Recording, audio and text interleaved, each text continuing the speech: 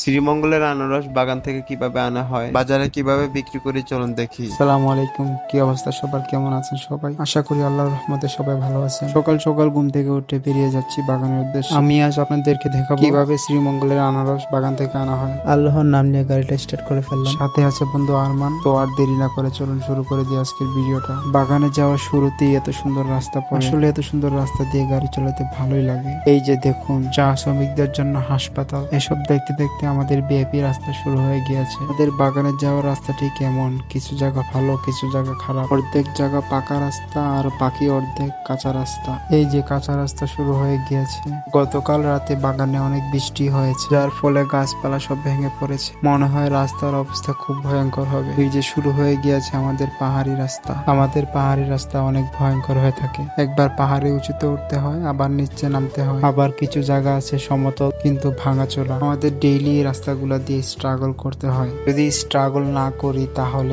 আপনাদের কাছে আনারস, লেবু, কাঁঠাল ওইগুলো পৌঁছাবে না। তো বক বক করতে করতে প্রায় বাগানের কাছাকাছি এসে পড়েছি। যদি একটা না 2-3 দিন মেঘ হয় তাহলে এই রাস্তাগুলো খুব ভয়ঙ্কর হয়ে যাবে। আমি ইনশাল্লাহ আপনাদেরকে আগামীতে দেখাবো এই রাস্তাগুলোর ভয়ঙ্কর রূপ। তো চলে আসলাম বাগানে, এসে দেখি তারা আনারস নামানো শুরু করেছে। আল্লাহ দিলে এই বছর আনারসের ফলন খুব ভালো হয়েছে। তারাও দেরি না করে ঝটপট গাড়িটা লুট করে শুরু করে দিয়েছে। আসলে তারা অনেক কষ্ট করে থাকে, তারা যদি না থাকে আমরাও থাকবো না। তো ওইদিকে তারা গাড়ি লুট করতেছে, আমি আর আরমান মিলে বাগান বাড়ির দিকে যাচ্ছি। এই যে আমাদের বাগান, এই উঁচু পাহাড় থেকে আনারস নামায়। এই যে আমাদের বাগানের বাসা, এখানে আগে সবাই থাকতাম আমরা, কিন্তু বিভিন্ন সমস্যার কারণে শহরে চলে যেতে হয়েছে।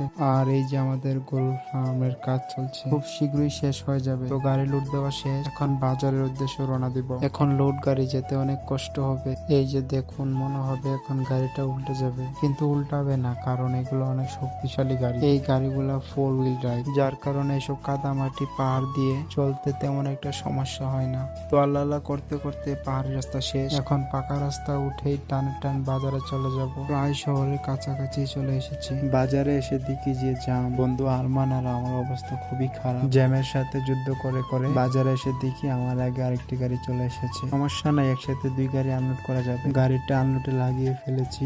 বাজারে অনেক আনারস, মনে হয় বাজার খারাপ। তো তারাও আনলোড শুরু করে দিয়েছে। আনারস সবসময় 3 সাইজ করে থাকে, বড়, মাঝারি, ছোট। আনারস নামানো শেষ, এদিকে পাইকার চলে এসেছে। যে সবচেয়ে বেশি দাম বলবে সেই পাবে আনারস। আর এদিকে পাশের রুমে 177টা কাঁঠালের অকশন চলছে।